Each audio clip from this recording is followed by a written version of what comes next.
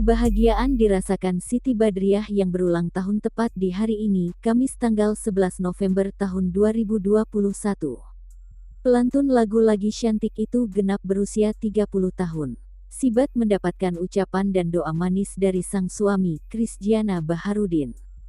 Krisdiana yang baru pulang kerja dan langsung memberikan ucapan ulang tahun untuk sang istri.